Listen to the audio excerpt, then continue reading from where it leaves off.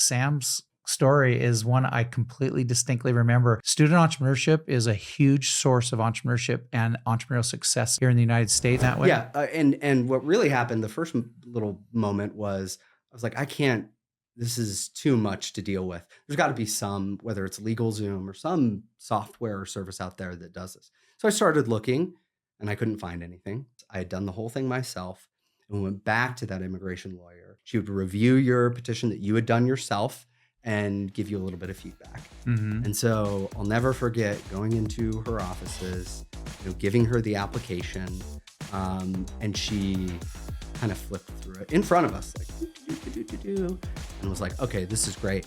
I'm gonna need $500.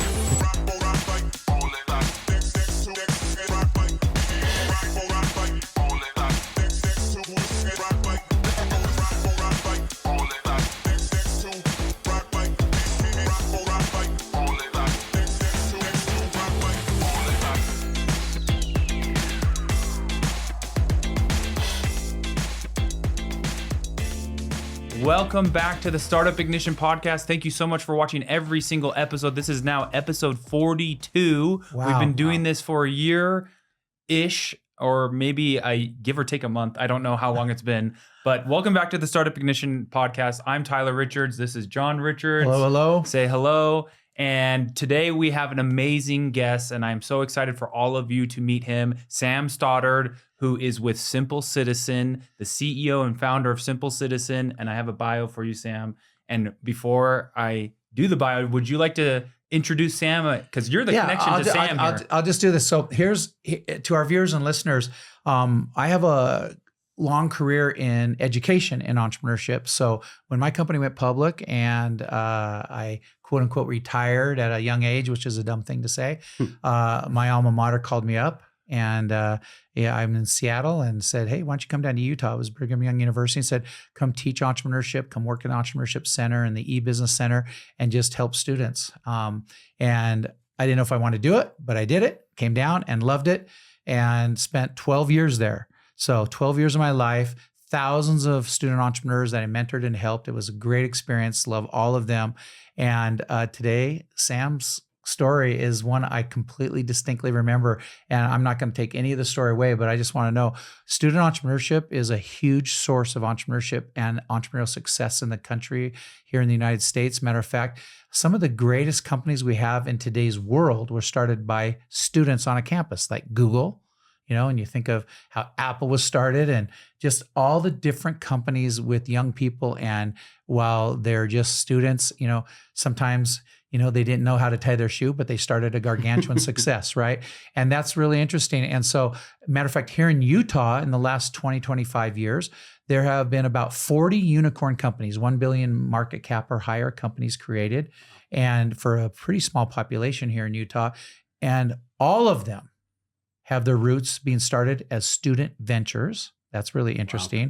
Wow. And by the way, a lot of them from Brigham Young University, which is where Sam's coming from. And we're going to love that story. So that feeds right into the bio. Yes, it does. But Sam, say hello. I want to make sure that the camera is cutting to Sam and that everybody gets to see Sam's face, because we've just been talking.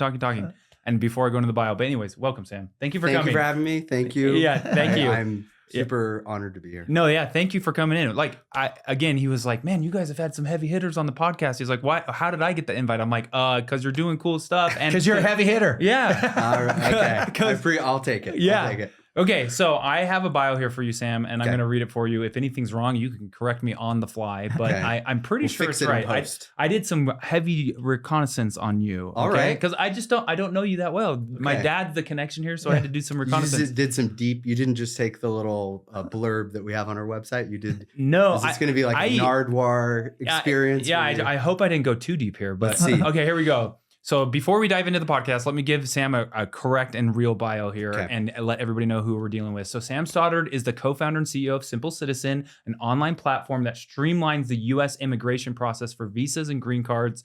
Think like TurboTax, but for immigration, right? Mm-hmm. I think you guys say that somewhere online. Yeah. And he launched Simple Citizen in 2015, or was it 16? 2015.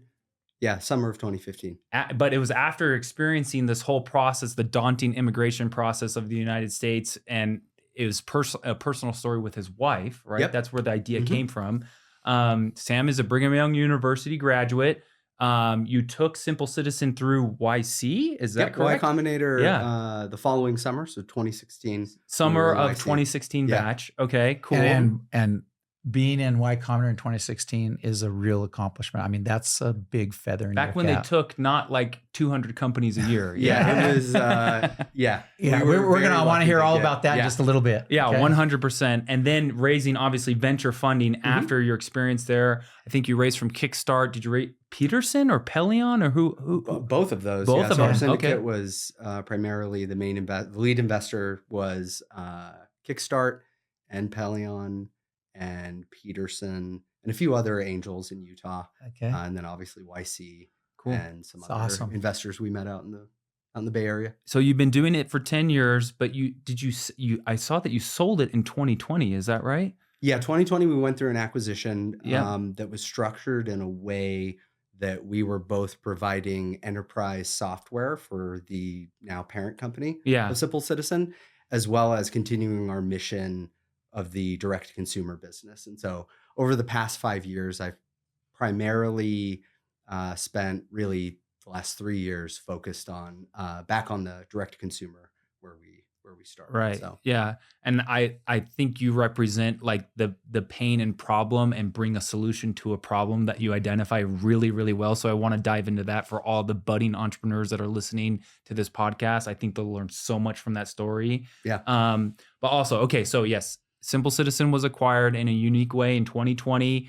Now you're leading the technology and the whole effort on both the enterprise side and the consumer side. Well, I'm sure we'll probably get Yeah, into let's- it a yeah, little we can bit get later, into it. but, Okay. I'm focused 100% on the B2C business. Okay, now. Yeah. Okay.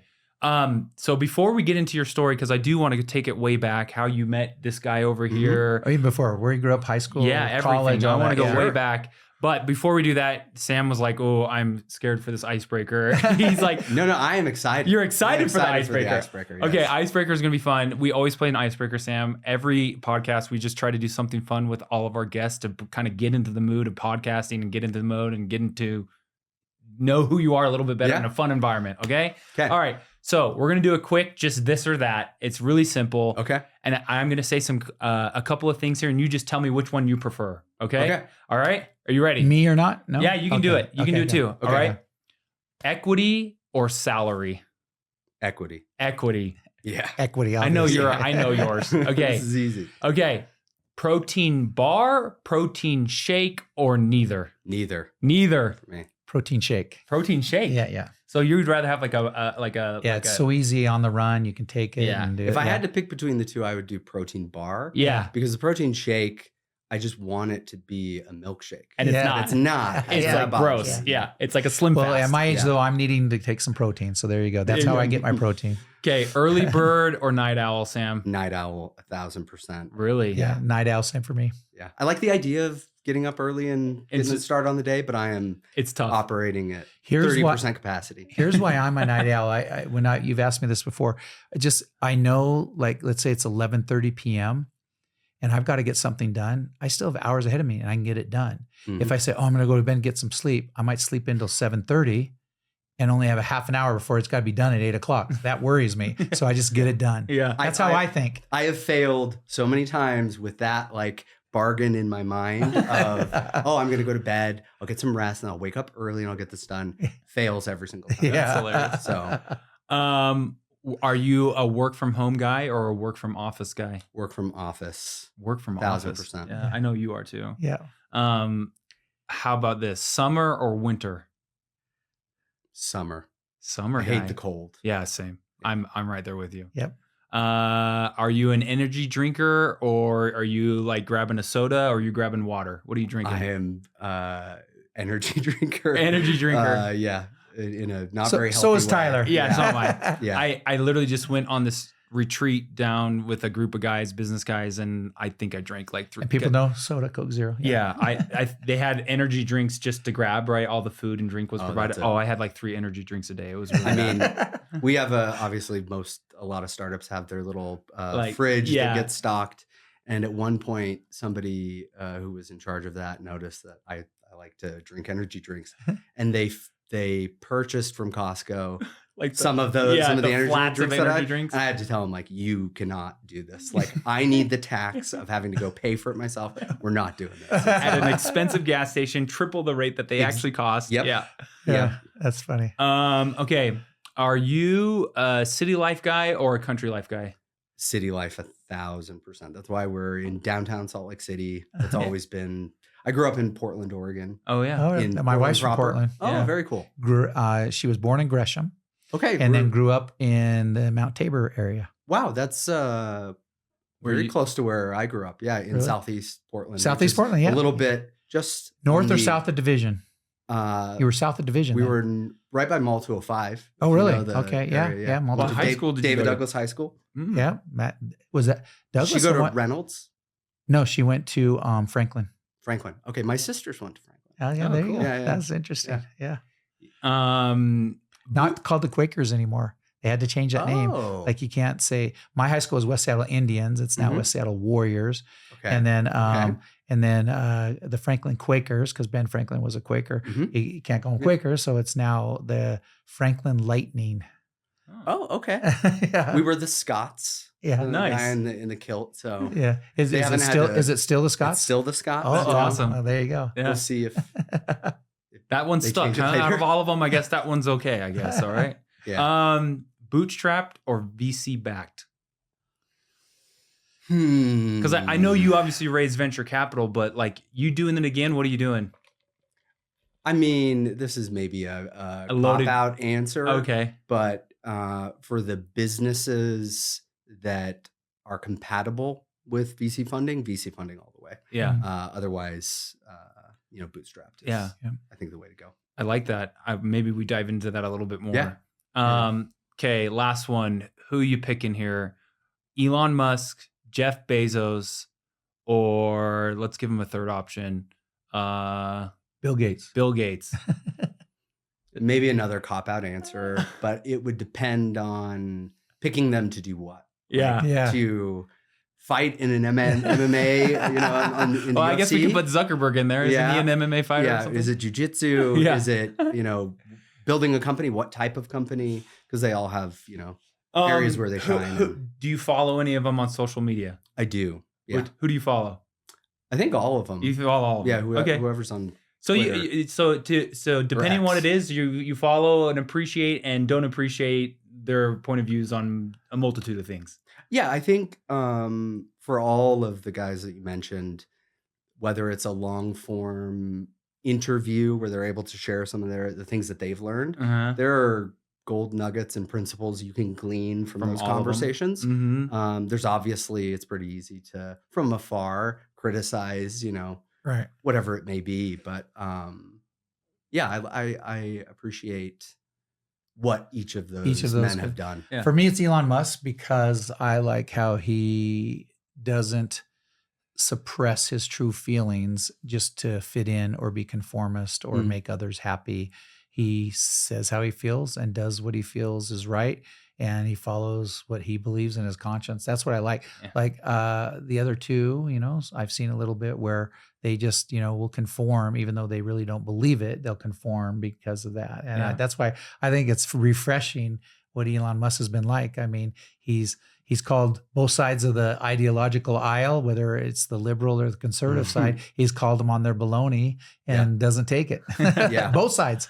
I read the Walter Isaacson book about Elon Musk, and I thought that was very Ooh. well written and had really good insights into Yeah. the areas. It's just that an he's- interesting, refreshing take. Now, a lot of people say, yeah, that's because he's got money where he doesn't have to care what anybody thinks, but that's, I think he was that way from Yeah. his early days. Yeah. Yeah. Yeah, because Jeff Bezos has a lot of money. Bill Gates has a lot of money, but yeah, they still conform in ways. So Yeah. I actually like your answer because if you didn't answer that way, I would have said one of my favorites. But now I'm thinking about it, I'm like, oh yeah, I do like Elon Musk when he says this. I like Jeff Bezos when he says this. I don't like Jeff Bezos when he said that, but I do like Bill Gates when he said this thing, but I don't like Bill Gates when he didn't say that. Yeah. So Yeah, I think it depends too. It's like, what's the scenario I'm Yeah. thinking about? Look at what Elon Musk is doing with Neuralink and with SpaceX and how he's doing so much good and different things. And then, but Bill Gates too has got flaws, but at the same time, I like what he's doing in nuclear power. Yeah. He's trying to, I mean, the real answer Up in to Wyoming, the real answer to, it's in Kemmerer, Wyoming. I think. Yeah. the real answer is, maybe solar is going to solve some of it, but if we really wanted the smallest footprint, cheapest, easiest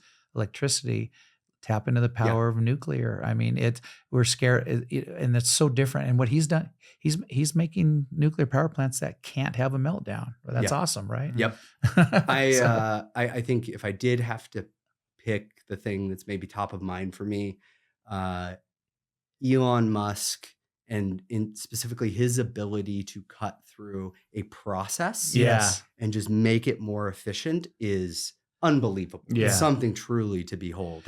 And having, built a business that is focused around the idea of helping people navigate bureaucracy or complex processes, that's something that resonates with me. Warren Buffett made the comment once that Jeff Bezos was a unique entrepreneur because he became a leader in two gigantic industries at the same time, which was he turned retailing and e-commerce with Amazon, but then he also turned the compute world on its head with AWS and did them both at the same time and created these monsters, incredible. But now look at Elon Musk. I mean, he's got Tesla, he's got Neuralink, he's got SpaceX, and now what many are predicting will be the greatest, biggest company in world history with Optimus and the robots, right? And so, I just watched him yesterday, and he thinks that everybody in the world is going to have a personal robot, just like we have an iPhone. Or the only question is when. But it's an interesting thing, right? So fascinating. The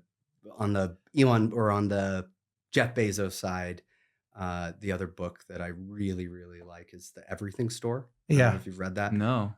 It's fantastic. It goes through the founding and the building of Amazon, focused primarily on. That was a contemporary man. I was in Seattle when he was doing books. And the whole reason he was able to do it is because he chose books because if you bought 5 books or more, you got the same price as Barnes and Noble could get the books and all the big book competitors. Yeah. He got the same wholesale pricing just buying 5 copies of books. So on Amazon, people would put in orders, and when they hit 5 orders for that book, then he'd order them and get them at the cheap discount pricing. That's the way. If that book industry didn't have that economics in it, we might not have Amazon. It's really fascinating. Yeah, I think specifically kind of springboarding off of that, his ability to be laser focused on the customer and providing a good experiences around that laser focus is what I've seen Amazon. So many videos and just quotes of him saying, even when he was scaling from 10 to 100 to 10,000 employees, he was like,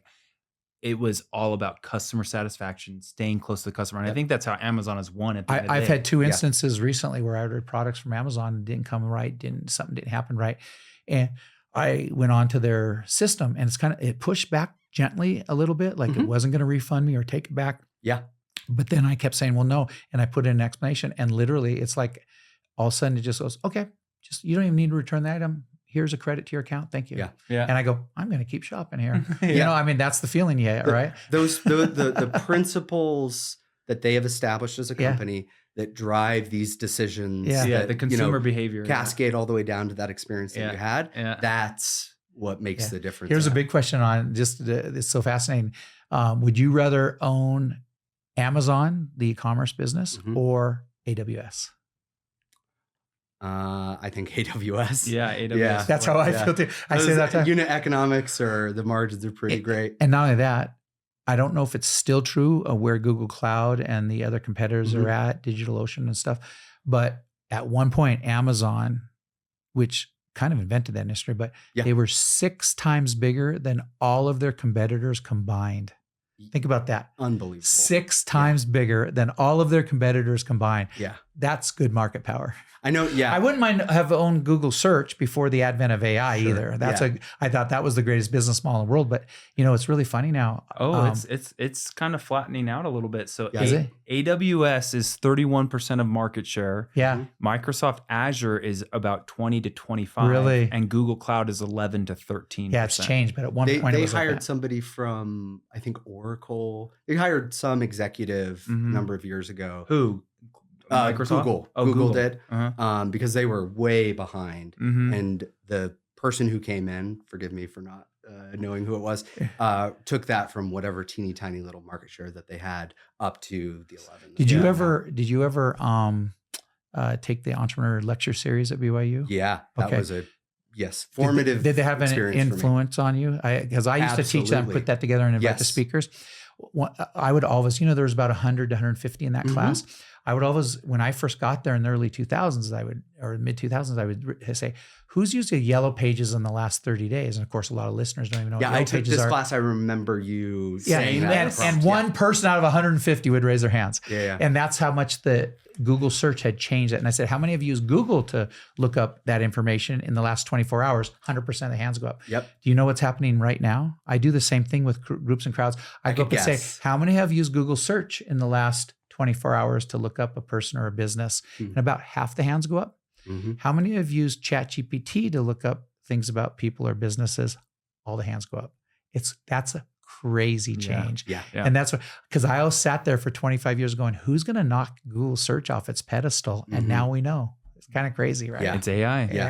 AI. Okay. Yeah. So, Sam, Yeah. let's dive in. Sorry to meander through. No, No, that's I- awesome. I loved it. So, I'm impressed how well read and everything that you keep up on all these topics. So that's yeah, cool. being a busy entrepreneur. Yeah. So I love these types of podcasts and staying up on the news. Yeah. Like I wish honestly that our podcasts focus a little bit more on news because I find it so fascinating as well. And it's Wow. like, it's an easy way to consume news. Just turn on a podcast and listen. But depends on what news. Yeah. A little stress inducing. But I do find value in the stories. And so hence let's dive into yours. So take us back. Where do you begin? Like you grew up where you said? Portland, Oregon. Portland, Oregon. in the Mount Tabor district. That's a little bit close. Yeah. Mall 205. Mall 205. Yeah. Southeast Yeah. Portland proper. That's awesome. Siblings. We won't talk about how Portland is today. Yeah. Let's. It's probably changed a little bit. It has changed a lot. We're from Seattle and it's changed a ton as well. So Yes. very similar. My wife grew up literally at 39th and Hawthorne. And if you know anything I know about how exactly that's where that is. changed, we won't Yes. talk about that, but it's a completely different environment than it was back then. Yeah. Yeah. We used to. If she was 39th in Hawthorne, that would have been She Colonial actually lived Heights. on, she lived on, Colonial Heights is close to there. Yeah. She lived exactly on 52nd and Hawthorne. Wow. No, I know exactly. There's a Fred Meyer. There Fred is. Meyer on 39th, Yeah. big time. Yeah. Yeah. There you go. That's so funny. Okay, so Anyway, and sorry. you went to Douglas High, and then you went to. How did you just go from there to BYU? No. Were you entrepreneurial in high school as a young person?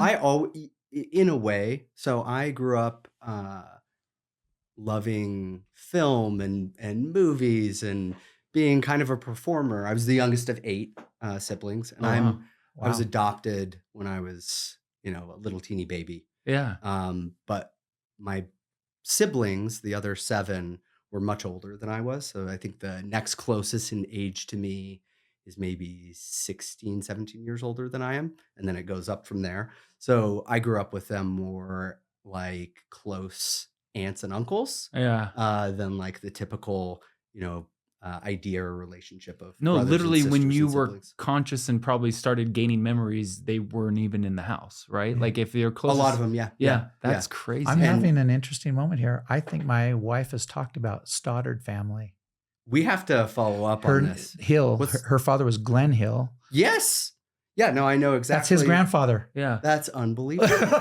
You know Glenn Hill Of course. Yeah. and Yeah. Geraldine Hill, Jerry Hill, Glenn and Jerry Hill. That's his wife. Yeah, that's my grandma.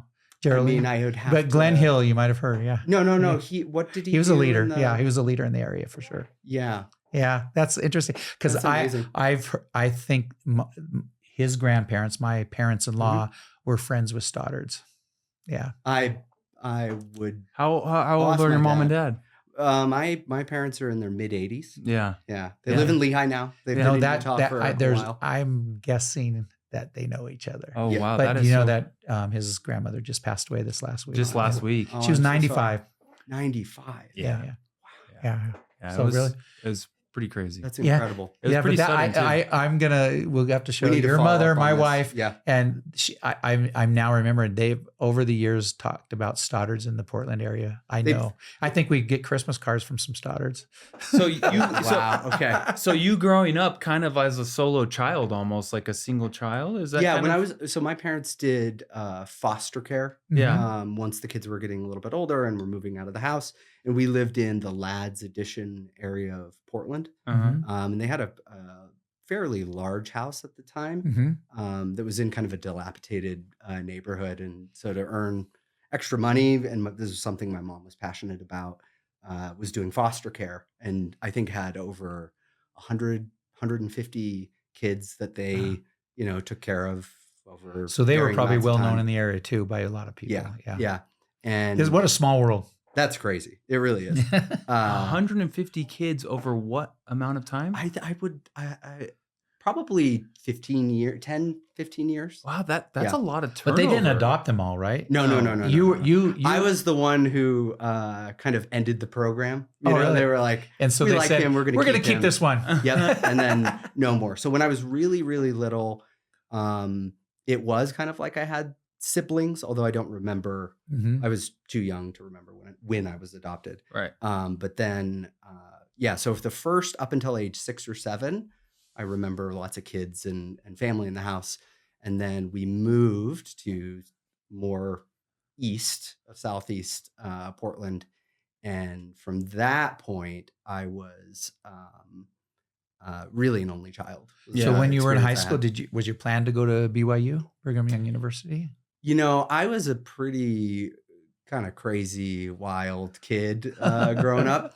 And I think my parents kind of were telling me, discouraging or trying to encourage me to either, join the military or like get into the trades. Like, and I did talk about maybe going to university. They were like, well, we don't know. Like, so I always had good grades or good enough grades. Yeah. Then why do school, you I say was you pretty were wild? Why wild? I was just always getting into trouble, going on adventures. Mischievous? Mischievous. Yeah. Doing pranks, things like that. So you were an entrepreneur. Yeah. In a way, yeah. I guess this was the point that I was trying to make, is that I really loved making movies with my friends. Yeah. Yeah. And so the activity of, bringing everybody together, giving people different jobs. Did you see the recent movie about how Steven Spielberg grew up and what his mother it was was like? fantastic. Did you like that? What was a great that? movie. What's that Well, I one? can't remember The the name. Fablemans. Yeah, the Yeah, The Fablemans. That was Fablemans, It's about Steven Spielberg. totally Yeah. because he did all that. I actually made movies when I was a kid too. It's a yeah, crazy overlap of people who are entrepreneurs Yeah. or either in VC. I love movies. I grew up still love wanting to movies. make movies. But I had my little Super 8 movie camera and made movies. Wow. Yeah. Stop motion animation. Oh, that's very Yeah. cool. Okay. Yeah. No, I dabbled Stop in action, all of this motivation, stuff. whatever it is. You Stop stop motion. Yeah. Yeah. Stop motion animation. Yeah. And I would do it with little Play-Doh figures and then Play-Doh. Okay. Hot Wheels cars. Okay. I tried to do it with my little Star Wars figurines. Yeah, there you go. Yeah. Yeah. So yeah, that was the at some point I knew that in the future I would start some Something. business or something. Yeah. I always had that. So how did you find yourself that way where your parents were not saying maybe university is not for you? How did you find yourself? Because BYU is not easy to get into. How did Yeah. you do that? So I guess this is the part of me that is very, you could point to as very entrepreneurial, Yeah. and that's the problem solving. Okay. So I saved money to go on my mission. Got called to Seoul, West South Korea, and I was there from 2006 to 2008. How hard was that language to learn? It's extremely difficult. It's Yeah. in the whatever the ratings of Yeah, it's in the category ones, of the yeah. top. But I had a blast. Yeah. Learning a new culture. I picked up on Korean fairly well. Yeah. And it was absolutely, as everybody says. I've been to best Seoul. years. We love, my wife and I, Seoul. See, when we went to Seoul, I'm just going to share this because you're from there. Yeah. We happened to go by your accent while the Olympics were going to go. Mhm. And we went to the top of the hill in Seoul, the highest point. There's a hill you go up. Yep. It's kind of a viewpoint. Mhm. I can't remember the name of it right now. But while we're up there, we had no idea. All of a sudden, these big crowds gathered. We're the only non-Koreans there, and big crowds gather. And all of a sudden, the Olympic torch is being passed from one CEO of a Korean company to another CEO. They called us out of the crowd because we were the only non-Koreans there. Let us hold the torch. You're kidding. No, it was crazy. That's amazing. I have pictures and videos of it. It's crazy. Wow. Yeah, I know. That was a cool experience. They really like Americans. They treated us like gold in Korea. Yeah, I maybe you can edit this out later, Yeah. but I think that South Korea is fascinating for a number of reasons, but probably most fascinating for me because it represents a country that took the American out of the box system for creating, democracy or using Capitalism, democracy. capitalism, the way that they approach religion, all of these things, and just excelled in taking that model and making it work in the country. But a very homogenous society, right? Yeah, absolutely. Very Yes, homogenous. Very homogenous. Yeah, I mean, seriously, it was crazy how we stood out and how they treated us so nicely. It was great. And what a magical moment. We'll never forget That's that. incredible. Now, the kimchi is a little too spicy for me. I grew up, I love spicy food. And Oh, you do? Yeah, Did you like it? My wife was trying to. I can't believe how hot they eat some of that stuff. Yeah, I What's the typical Korean food? Like what are you getting served? Kimchi stew is like a pretty typical dish. Just that I boiled think kimchi? Yeah, it's a broth, a lot of kimchi. There's usually pork or some type of there we go. meat. Okay. But spicy. It's a little spicy, yeah. Yeah, a little. Yeah. To me, I'm a wimp. On Yeah, it, so. he has no tolerance. That's delicious. Yeah, there's the variety of Korean food is pretty surprising. So and after that. So wait, did you do that? Did you go to BYU for a year first? No, I just you went straight saved to Korea. money. And then was it during working. your mission for the church in Korea that you decided to go to BYU? Yeah, that was a moment where because I knew I had to really focus and be serious about learning this language. Yeah. And that served me really well. And I kind of learned that, oh, wow, if I put my mind to, focusing and learning something, I'm better than maybe what my teachers might have said or like the administrators in school would have said about goofball Sam or class clown Sam. Yeah. And so, I wanted at that point, being with other elders who had gone to BYU, I was like, I want to go to BYU. Yeah. And I come back from the mission. And during that time, my parents did this thing where whenever any of the boys would go on a mission, while they were gone, they would move. They would move to different parts of Portland. And this time when I was gone, they moved to Lehigh. Oh, really? To Utah. So you left from Oregon, came back to Utah. Came back to Utah. Okay. And I couldn't qualify for in-state tuition. And my grades from high school weren't good enough to go straight into BYU. So I started at the Salt Lake Center, the satellite BYU campus, Ensign College now. Yeah.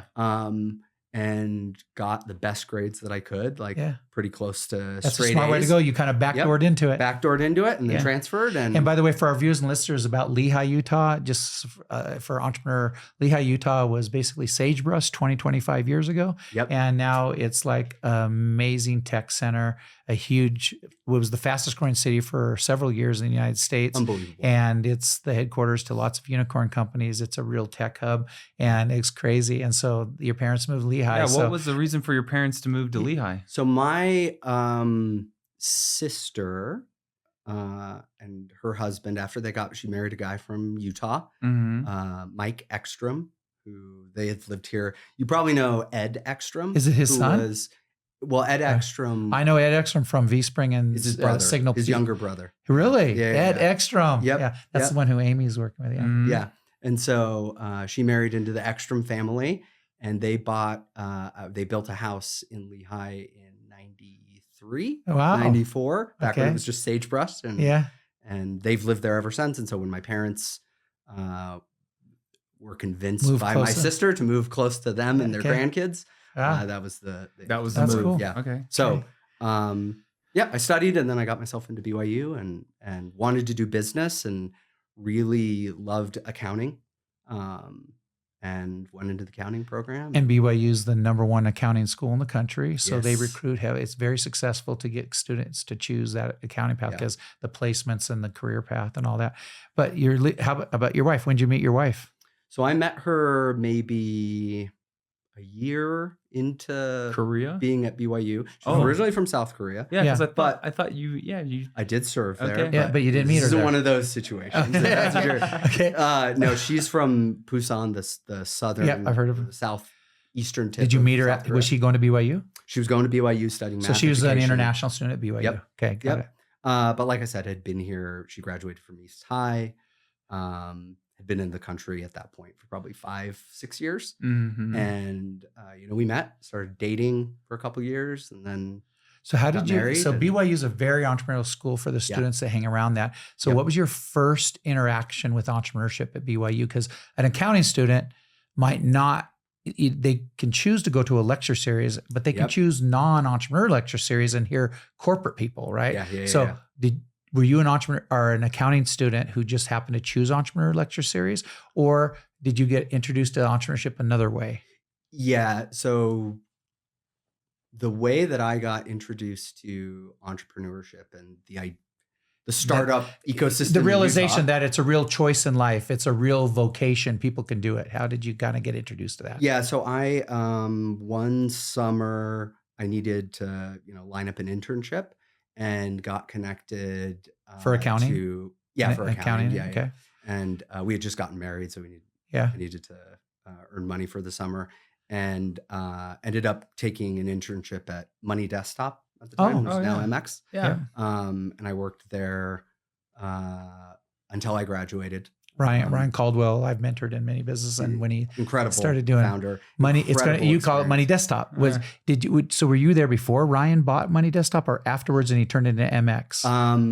I was there after. Before, when he bought it, and Yep. then he still called it Money Desktop before he changed it to MX. Yeah, I was there for maybe 2 years, a year and a half Okay. before they changed to being Yeah. MX. But I was there when they made that switch over. Oh. Okay, got it. Yeah, Really? but being, What did you do there?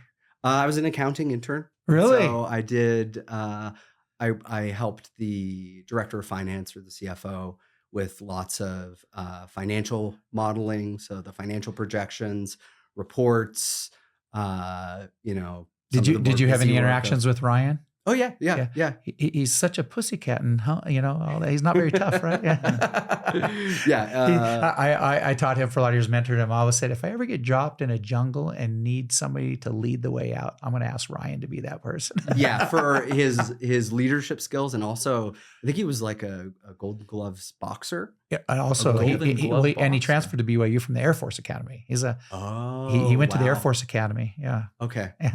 Yeah, incredible. Yeah. Shout out to Ryan. Yeah. Yeah. Being He's a strong Yes. entrepreneur and strong CEO leader. Yeah. So that experience at Money Desktop doing accounting work, did you determine at that time like accounting wasn't for you or was for well, you? I have or- to say that when I would tell people, friends, family that I'm studying, I'm majoring in accounting, Yeah. I would usually get something like, Oh, you don't really seem like an accountant. Yeah. But I did love the idea of, I think Norm Nimro calls the accounting. the Shout out to language of Norm Nemro, the business, greatest accounting professor in history, right? and a former mission president in South Korea. Oh, really? So That's true, too. another Yeah. Korean connection. Yeah. Well, what does Norm Nemro say? What did he say? Accounting is the language of business. Yeah, of course. And Yeah. so that the foundation of learning how to understand financial statements, how that ties back Yes. to different So organs of the important. business. and how In our boot camp, we Yeah. have them. We say you've got to understand the financial statements, the balance sheet, income statement, cash flow, and You have the to. ratios. Entrepreneurship's fun, and there's a lot of whimsical nature to it, but not in this area. You got to understand that. Yeah. and that foundation, and then the things that I learned in the classroom at BYU, and then being able to apply them or see them in the real world at the MX. internship. Yeah. But I think Money Desktop, you were asking if that's when he kind of didn't like. When did you start thinking entrepreneurship though? Not accounting, but so I mean, it was there when I saw that you can take an idea or something that you're passionate about or an opportunity, you can turn it into a real company. Because at that point, I think Ryan had started the company or taken the company maybe 3 years or something. It was called Mad Key Internet. I mentored him a lot during Mad Key Internet while he was a student. He sold that for like 2.4 million. Okay. As a student. Wow. Yeah. But it was still close enough to the founding of the company. Yeah. That so you got to see all those interactions. Yeah. And that really inspired me. Kind of lit a fuse in you a little bit. Yeah. So then I started to think through ideas and took the lecture series and all of those things give us the birth of Simple Citizen. What caused you? Well, are you married? Are you married yet? Yeah. At this point, I'm married. Yeah. Okay. Yep. He said that's why he took the job at Money Desktop, because he needed to support a family now. Yeah. Okay. And I really wanted. I mean, it was an absolute blast. Internship. Yeah. To work there. Did you go into the next school year with it, or just the summer? Yeah. No. I stayed. Stayed for 2 years. You said. Yeah. That's right. All the way through. While you were going to school. So when did this idea happen? Well, now here's the light bulb moment. Okay, What's going on light bulb with this? moment. We got married, my wife and I. Yeah. And over the course of that summer, I had just assumed naively that because I was a citizen, she would like automatically become a citizen. I didn't understand that there was all of this paperwork, complexity, and headache associated with the immigration process. So teach us that. So in other words, she's an international student from South Korea, comes to BYU on a student visa? On a student visa. Is that what it's called? She came to... she went to school at East High in Salt Lake. Yep. But she was on some kind of visa then. Yeah. So by herself, or her family was there? So her dad was a high school teacher teaching English and came to the U for some English program to learn more English. University of Utah. And East High is close to there. And East High is close to there. And so my wife and her mom and dad were living right around campus. Okay. And then she graduated and had applied to BYU. Mm-hmm. And had also, met with the missionaries and was baptized at that point, applied to BYU.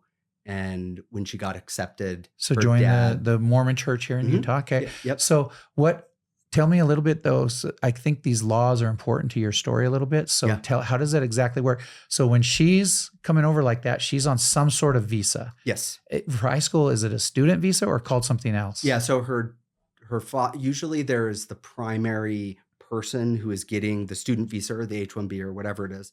And then your immediate family, whether it's your spouse or under the age of 18 children, a minor, get a dependent visa. So she was on a dependent visa from her father. Exactly. Yeah. Okay. And then did that status stay the same when she then went to BYU for school? She went from student F1, it's actually F2. So if you hear F1, that means the student. Yeah. If it's a 2, that's the dependent. So she went from an F2 student visa to F1 as being F1. The primary at BYU. And then you got married, and you assumed when you married her, no issues. Yeah, no issues. I didn't even know that we had to file paperwork. What was the issue?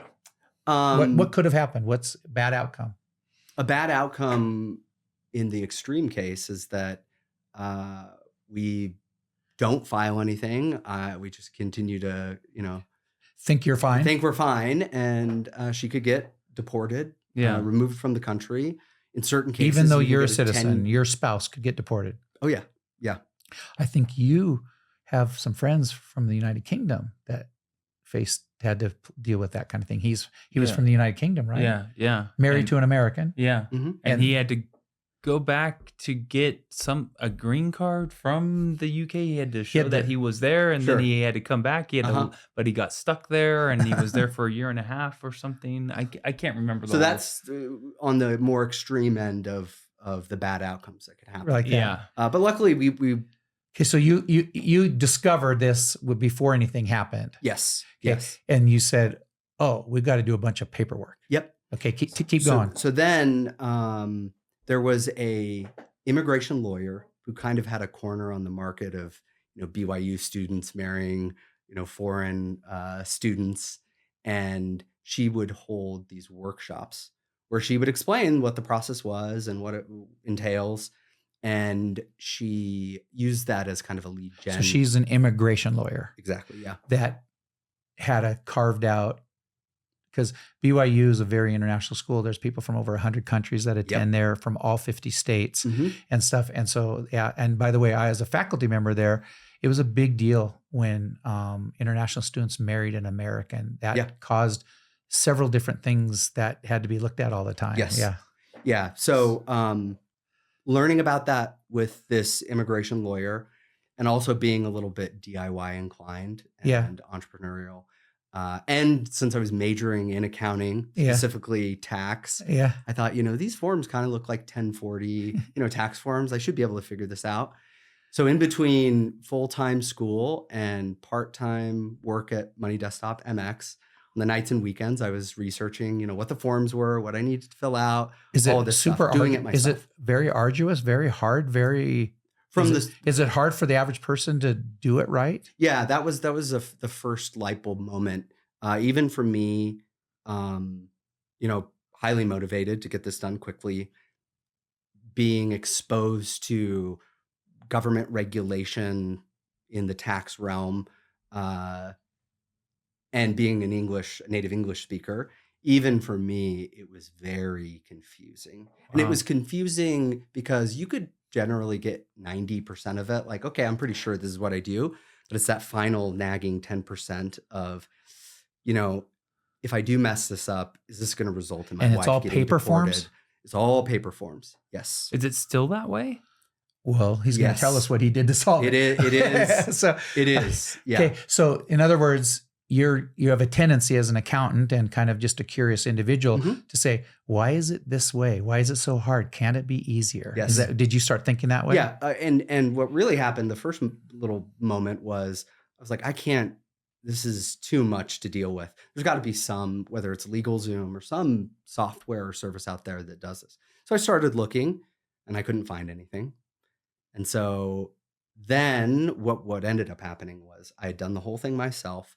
And we went back to that immigration lawyer because she did this special thing or this promotion where she would sit down with you. She would review your petition that you had done yourself and give you a little bit of feedback. And so I'll never forget going into her offices, giving her the application, and she kind of flipped through it in front of us, like, and was like, okay, this is great. I'm going to need $500. Okay. And it was the way, and maybe it's so you did all the work to fill it out. Yeah. And it was just the experience of the way that, maybe this was a bad day for her, but a lot of lawyers, in particular, immigration lawyers, it can be a callous. Is that a word? Just like indifferent? Indifferent, not really thinking customer just pushing first. Numbers through it. Okay. Yeah. Let me ask you this. The $500 fee, was that her personal service fee and not fees paid to the government? Is there fees also to pay to the government? Yeah, there's about $1,500 of fees to the government? Fees to file. So that was in addition. So you have to pay the $1,500 government, but $500 to the lawyer. And she's just like, cough it up. And just the way that went down was the I think as entrepreneurs you need a light bulb moment. Yeah. And you also need a little bit of a chip on your shoulder. Yeah. And so we love entrepreneurs that get a chip on their shoulder, by the way. Yeah. So that was really where I was like, wow, I actually did not need a lawyer to do this. And I did get a little bit of peace of mind knowing that she had looked through it and she said like it's fine, but she didn't really look through it. And that was the moment where it kicked off probably about a year of due diligence on the market, the legal process, what competitors were out there trying to solve this problem, Were there some?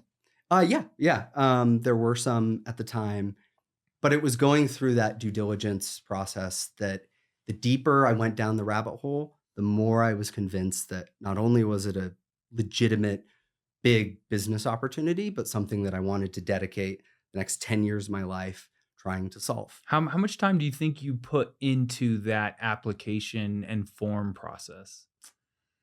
Like to get to the point where you went to an immigration lawyer and she's like, yeah, this is great. You did a good job. Probably, 20 hours. 20 hours? Okay. Research, Yeah. filling stuff out, all that. Yeah. And so then you research, there's got to be a better way, and you're doing all this. What did you conclude? You said that took about a year, you're saying?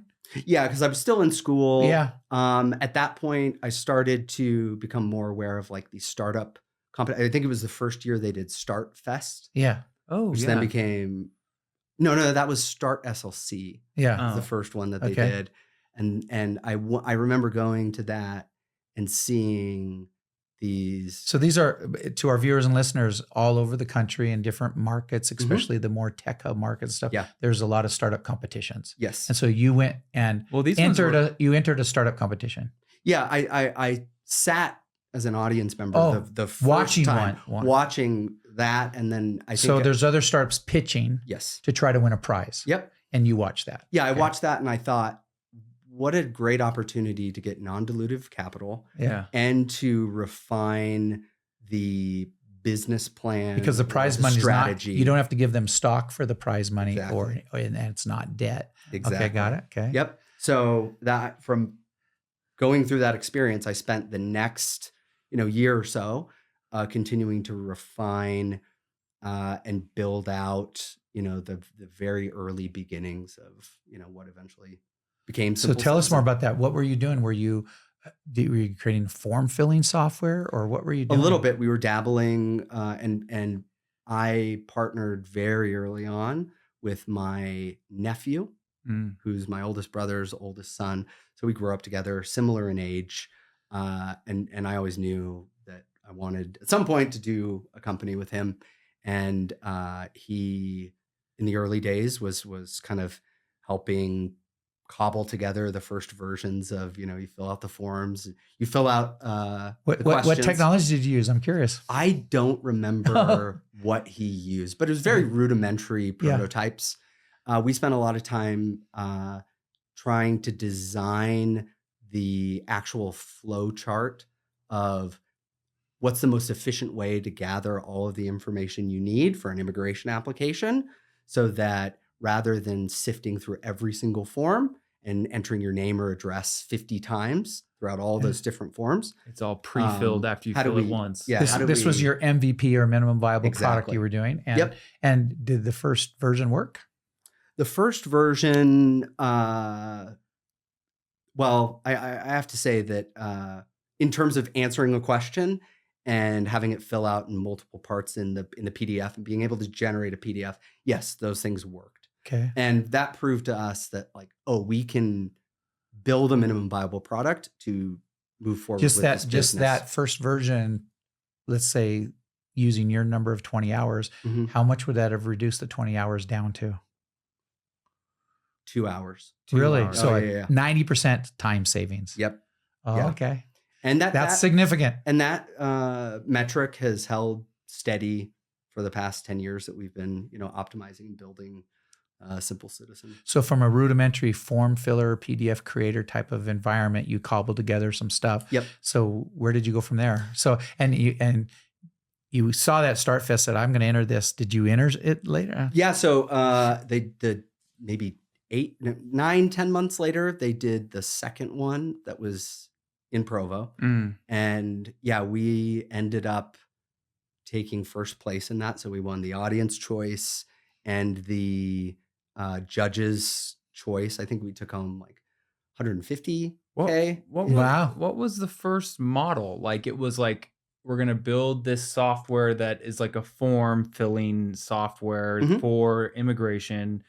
And you're just going to go to consumers who have immigration issues and market to them and get them to come to your website and fill out the form. Yeah, I guess the go-to-marketer, what was the business model of so acquiring customers. This is very interesting because I was planning some of these things out before I had graduated and before we had built an actual real version, like production-ready version of the software. We ended up partnering with Izeni at the same time that we found our technical co-founder, who her name's Ide Soto Wright. She's originally from Mexico. I know of Izeni, but tell the audience. Izeni was a dev shop based out of Provo. The Gunderson brothers, Yes, who have had a hand in, and their DNA and effort actually is in many Utah unicorn massive success stories. Yeah. So they are incredible. And one of the brothers is still in venture, but the other one's doing restaurants now. Yeah. They are the kindest, most ready and willing to help. Truly, the backbone of the Utah tech ecosystem. That's so nice. Yeah. And it's people like the Gundersons and other folks that we met in Utah at BYU that helped, guide us along those early moments where you're just trying to figure it out. And there's lots of resources, but there's a lot of moments looking back like, oh, if we had have made the wrong choice here, that could have killed us before we even started. Exactly. Right. That happens. So, by the way, they had a CTO that was really talented. Did you work with that? Did they build software for you? Yeah. They helped us build the I'm just wondering, who was your main tech guy I'm just curious. We worked with Gabe at the time. Say, Jordan and Gabe both were there. But didn't you say you had hired on or brought on a CTO? We had started with them at the same time. We were maybe a month into development when we met our co-founder, and she joined, and then. Okay, so your version 1.0 you cobbled together with your cousin. Yep. Nephew. Yeah. Okay, and then this was the first real version. Yeah, because now we were going to actually launch. Yeah. And we did this big launch. We got picked up by a lot of media like TechCrunch, and Fast Company, and USA Today. It was really exciting. We won that big hot topic prize. Yeah. It was it was pretty exciting. And when we were pitching in these competitions, because we didn't just do the big Start Fest one that we did. We also did the Utah Entrepreneur Challenge with the universities. Yep, we took first place there. We won at BYU. So by the end of that first summer leading up to when we launched the company, we had put together maybe $250K of in prize money. Prize money. Wow, that's really great. And what do you attribute that to? Like, how did you go to all these different contests and pitch competitions and take first place? What was the winning? I think I consumed a lot of material from like YC. I really leaned heavily on the resources at BYU. And we also benefited from the fact that immigration, even back then, is kind of a hot topic. Yeah. And this is something that is nonpartisan, our solution to the problem. Yeah. And my personal story and being able to tell people about that, most everyone either knows somebody or has family members or friends who have been through it. They know that it's really painful. Yeah. And by the way, people that like today, all the immigration talk during the Obama years when you started the company and stuff, Obama actually deported more people than are even being deported now. People just don't realize that, right? And so deportation and immigration is a real thing. It's a big topic. Yeah. Yeah. And at this point, we've been through 4 different presidential administrations. And so we've seen the different changes and approaches to immigration policy. But anyways, when we were pitching and going through these contests, I always had this hypothesis. Our plan was that we would launch, and our first early customers that use us and get all the value from the time savings, the money savings, being able to complete this journey by using and leveraging our product and technology, that would be the seed for them to then go tell other friends and family about. We use Simple Citizen, you should use it too. And I did this, I told this story in that competition where we won, at Start Fest down in Provo. And I talked about how, and I was using our first paying customer. And I said, this person who heard about us in TechCrunch, they use us and they get their green card, and then they have to come back and do their green card renewal. And then 2 years later, they renew again, and then they apply for citizenship. And over the course of that time, they're going to be telling their friend or somebody else in their What they family, use, yeah. and they're going to start that journey, and they're going to tell other people, and other people, you know, this is what I hoped would happen. A lot of virality, yeah. Yeah, and that is exactly what happened. That her name was Katie. She was from Vietnam, and we got maybe 5 or 10 additional customers From her. and then from those 5, another, I think 2 to 3 were super advocates or super users, and they told more people, and they all used us through from the first green card application all the way to now. And you were just charging per application that they were filling out on your website. Exactly. So it's transactional revenue? It's transactional revenue, which I will say at the time, there was 2 mistakes that we made. One, we were charging way too, our price, we were pricing too low, way too low. What was the first price for that for Katie? $250. Did that, okay, so, but she still has to pay the $1,500 fees to the government. Exactly, yeah. So, but you cut in half the cost of a lawyer and also all the time. At that point, we were a tenth of what a lawyer would cost. Yeah. Why did your immigration lawyer only charge you $500 then? Because she was just sitting down for 2 minutes and like. Oh, you mean usually what's the average that a person would have to pay an immigration? Average, it depends on region and other factors, but today, average is about $5,000 to $10,000. Wow. And so you brought that. Does Simple Citizen even today, that $5,000-$10,000, bring it down to a few hundred? We have different tiered packages. Our lowest package is $450. Okay. But in other words, a massive savings of money. Okay. Yeah. That's very fast. So from that, you got that virality going. Yeah. Then what happened to the company? So you're starting to get noticed. You got a lot of incredible free media because of the topic that you're doing and the cool thing you're doing. And then virality starts happening.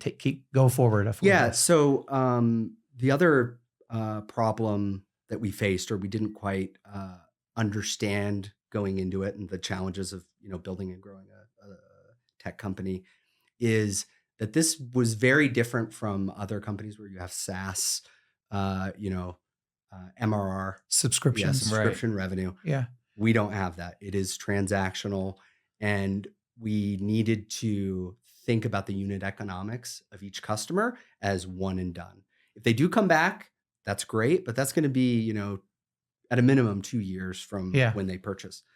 And so your question, what was your question again? Just what happened? What happened? Where did you go from there? Yeah. Yeah. From there, we went through, we'd applied to YC. We went to YC. So let's talk about that. So how did you find out about that? What made you want to do that? I obviously had heard about YC when I was, at BYU, and loved to, my first exposure or education around startups and growing these businesses was their startup school, which was free. Yeah. And it was just such great content. And I think we had raised money from Peli on Kickstart and Peterson. So let's go back. You skipped that part then. Let's come back. Okay. So you launched it. You had that one, tell her friends 510, then 2 of those become super advocates and all this. Had you raised money yet at that point? At that point, right as that was happening, we had raised, so basically you're getting a lot of good buzz. You raised $250,000 in prize money. Yep. Okay. You're getting a lot of good buzz. You're getting this attention from TechCrunch and national publications because of the topic that you're in. Okay. And then some local venture capitalists started noticing you. Is that right? Well, we had, and they were judges in these competitions. Some of them were judges in the competition. Yeah. Leveraging some of the resources at BYU. But they started approaching you. Do you want some investment? Well, slightly different. Okay. Through the entrepreneurship program at BYU, I was able to get connected to some of them. Yeah. They have like the connecting with a mentor program. But let's go. Yeah. Tell us. Yeah, that's great. So, because you jumped right to this YC, but before YC, you raised venture money. We raised a priced round, a seed round. I think it was $750K at the time. Which really? Felt like a ton of money. Yeah. Things have changed, obviously, but. $750K raised by venture capitalists before going to YC. That's not always the way it works. It's not always the way it goes. Yeah, that's an exception, isn't it? It is an exception. Okay.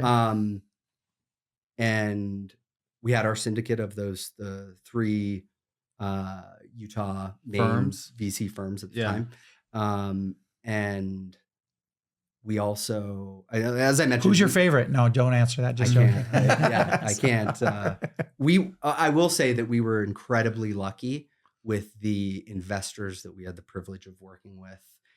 Obviously sometimes entrepreneurs will have horror stories or, things can go wrong or whatever it may be.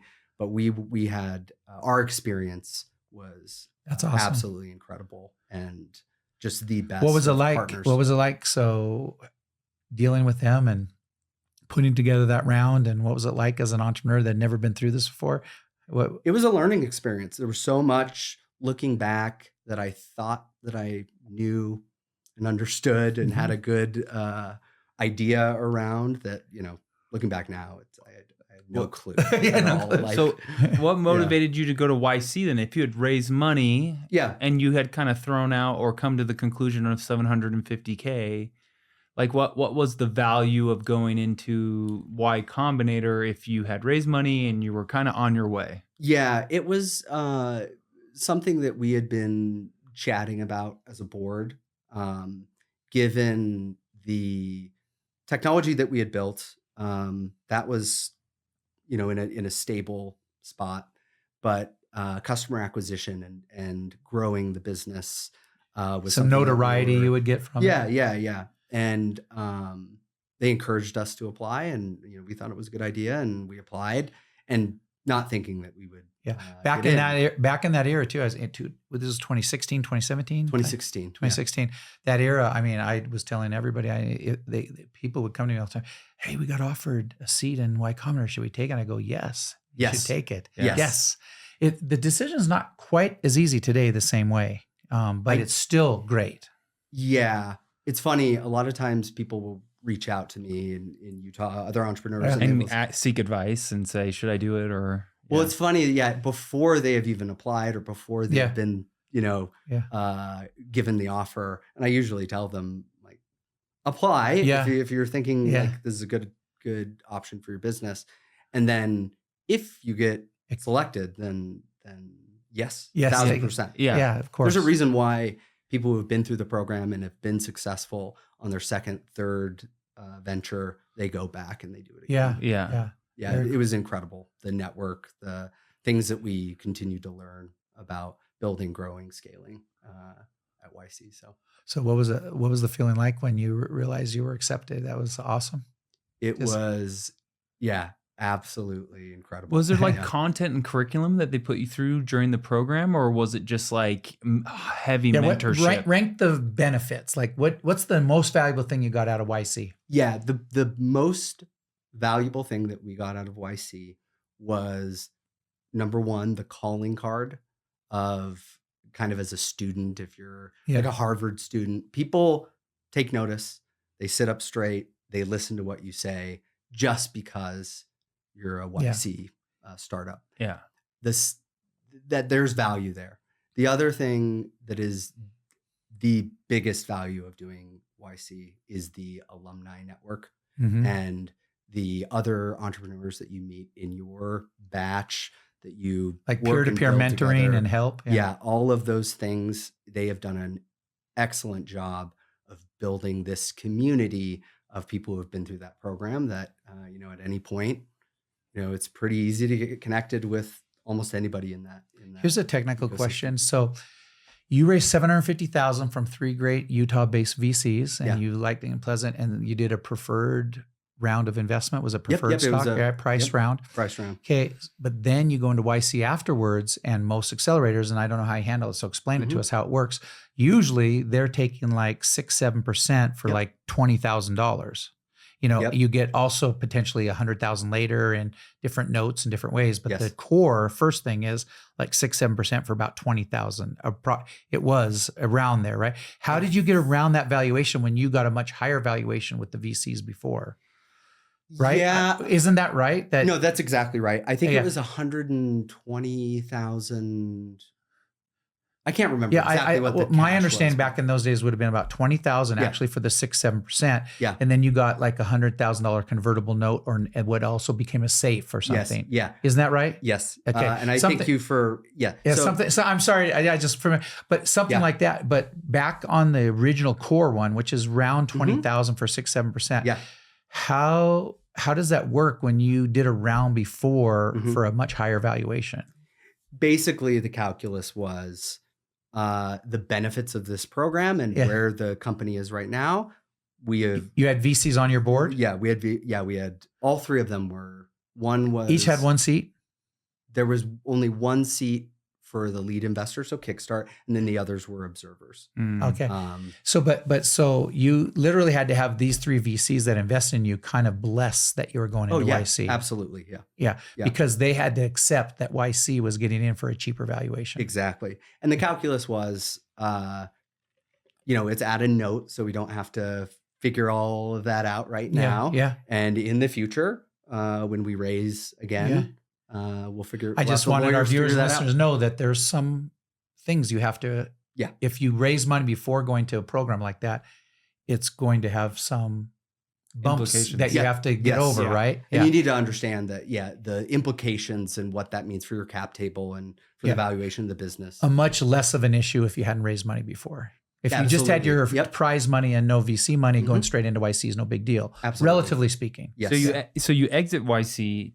Do you raise more money after YC? Was that the intention of going to YC, getting connected before to you capital? do that, I want to at YC. Let's pause. I want to hear at post YC. But during YC, who went out there and you lived there for 3-4 months, or how long? How did that all work? So me and my 2 co-founders, Brady and Ide, we moved out to Mountain View, California. Yeah. And we were there for 5. I was there for 5 months. Ide went back kind of shortly after the with program spouses. ended.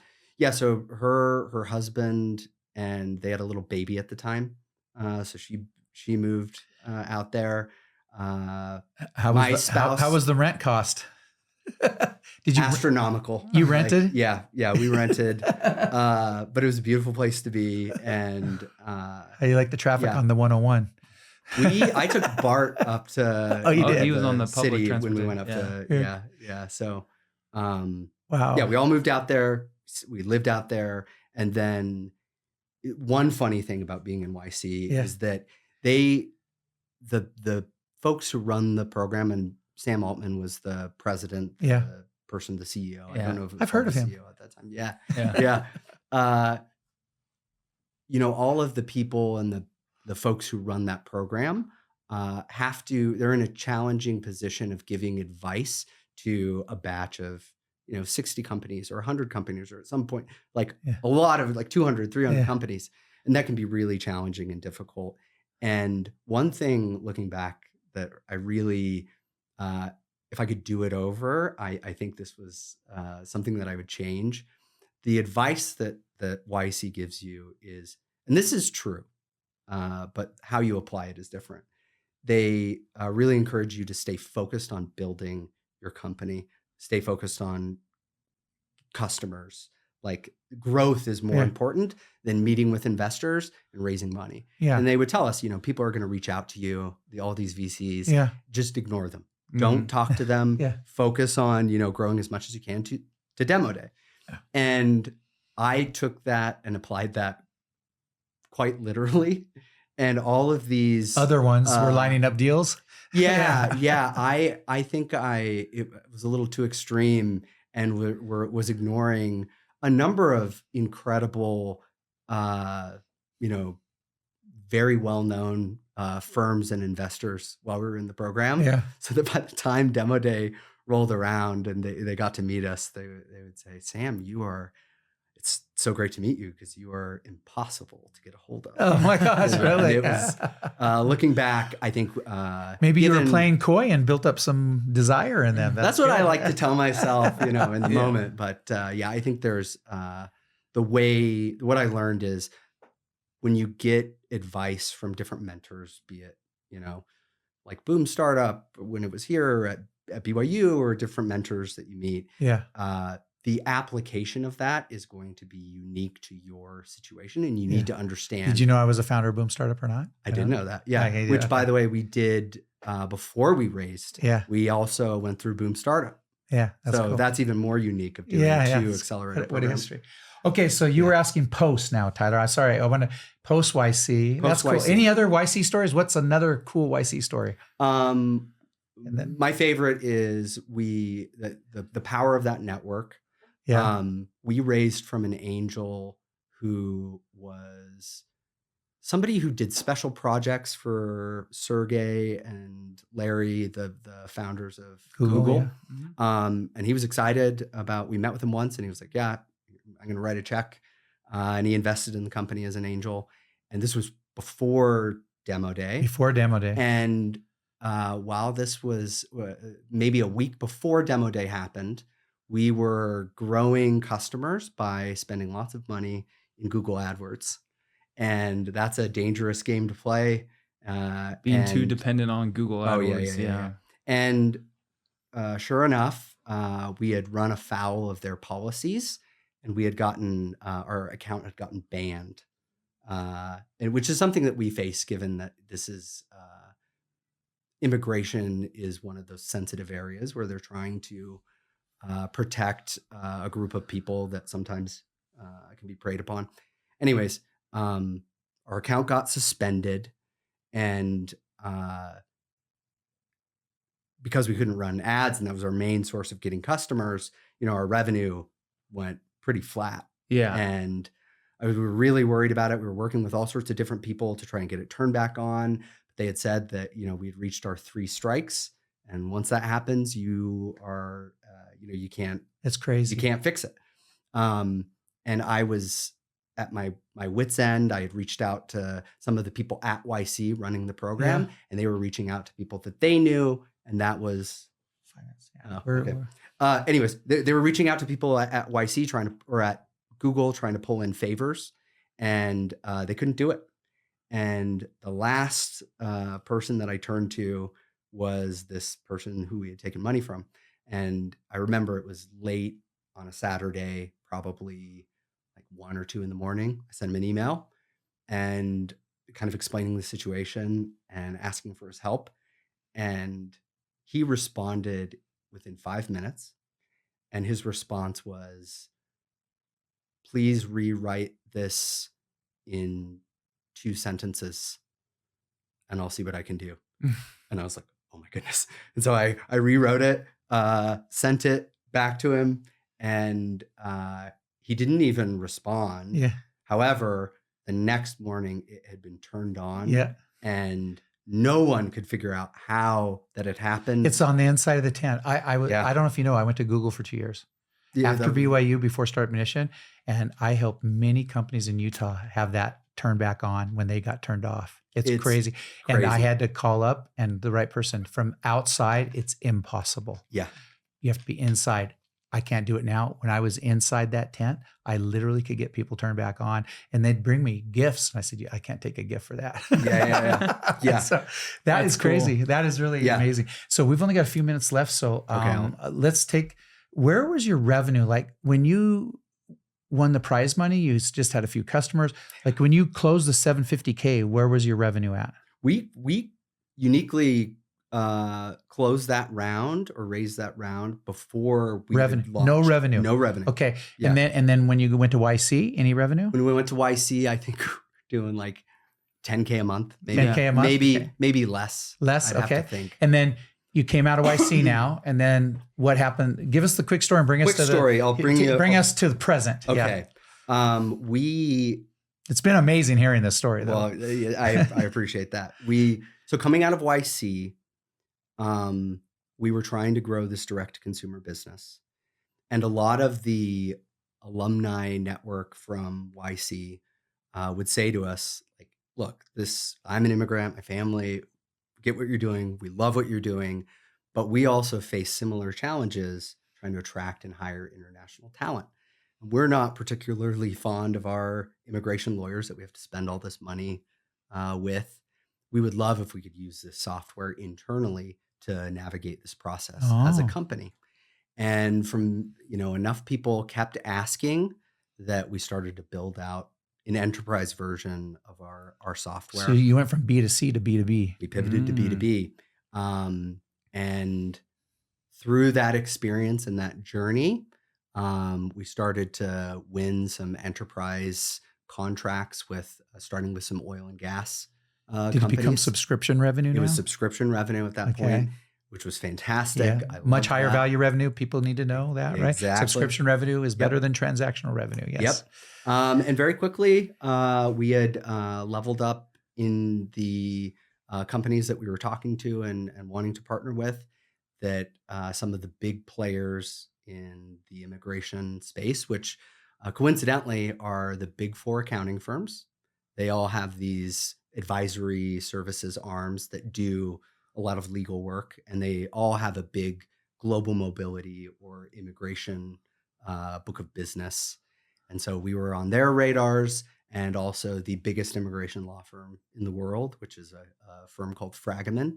And, they all were interested in purchasing the company. And there were a number of unique circumstances and things to consider about that decision in 2020, which I get to relive every year with the folks from Pelion that teach a MBA class about difficult decisions that CEOs have to make. And we talk through that with the students. But we ultimately decided to sell the company and were acquired. We maintained our status as a separate company. So you're an operating entity under a parent. Exactly. Okay. Yep. And did you get totally cashed out, or did you keep any equity? No, we got to actually roll some of that into the parent company, into the parent company essentially. And from there, I spent the next 2 years from 2020 to 2023, end of 2022, rolling out that software inside of that big immigration law firm. Yep. And then I got to go back to where we started, which is growing that immigration direct to consumer business. And, it has been absolutely a blast. We're growing. It's fun. Yeah. It's, all the things that I love. You're happy with your exit?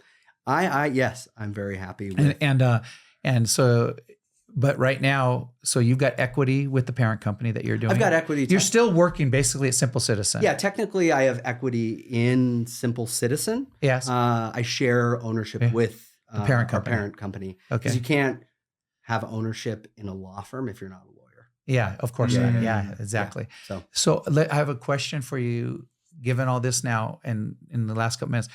This is an incredible journey. Congratulations on everything done. It's so amazing to watch. So that you had the hockey stick after you went enterprise is what happened, right? You just had all this stuff happen. You sold big accounts. And so. Yeah. I mean, we had hockey stick in terms of the technology that we were building. Yeah. It was difficult to get B2B revenue. Okay. I would say a big thing that I learned as I look back is the problem I chose to solve as an entrepreneur is a particularly challenging one. Yeah. There's heavy regulation. There's these entrenched law firms that are able to keep out incumbents or able to keep out new entrants because of their lawyers, and they're only lawyers can do legal work. And so there's a lot of unique challenges about the problem that we chose. And they're letting you live here in Utah still, even though. Yeah, they actually ended up opening a Utah office. Oh, really? That we share with them. Oh, and that's awesome! Congratulations. So, what's your tips? Yeah, you want to do that? Yeah. I was just going to ask you, taking all of this into consideration, your whole story, everything that you've done from starting, pitching, raising YC, hitting the VC route, also going into acquisition and M&A and selling, but then now still working, going B2C, B2B. Like, what's the one thing that you would say? If you had to give a tip to an entrepreneur. One tip. like the one thing that like you would say, okay, here's what I would say, Mr. New Entrepreneur, guy starting out, startup founder, going at it right now, what would that be? The advice that I would give, or the thing that has I had heard early on, but only going through this experience do I know in my core, in my bones now, is focus on revenue and customers. You'll along the way, you'll encounter people and investors and mentors and maybe potential customers that will tell you, this is such a great business, this is such a great software, like I want this, but until they actually give you money, does not mean anything. That's so focusing on customers who will give you money, and staying focused on that is will serve you well as an entrepreneur. Nothing else matters. Yeah, great advice. And that's at the heart of what we like to teach too, is the magic secret sauce of entrepreneurship is in the brains of your customers. You got to reach in and get it out. Yeah. So they tell you what to do. But I like your added, hey, until they give you money, it's kind of just lip service, right? Like exactly. It's like the pain is real when they're willing to part ways with their dollars to solve that pain. Only when you can book those journal entries of revenue is it real. That's great experience. This has been great. No, seriously, Sam, thank you for having me. You have a great story. It's amazing what you've been able to accomplish. And at the same time, I love your insights because like I feel like you're very like meticulous in the way that you word things, that you think about things, and you're a deep diver. I can tell you like to dive in and really fix problems. So it's a cool episode. All right. Anyways, thank you so much for watching. Sam, thank you for coming to the podcast. We really appreciate you coming all the way from Salt Lake City down to little old Provo, Utah down here. If you like this content, subscribe, follow us. Subscribe, like, follow, everything. Check out Sam. He's probably on LinkedIn. Give him a follow. He's a great dude as well. Simple Citizen. And we are out. This is 42 episodes, guys. So thank you for staying with us. And we'll see you next time. Thank you.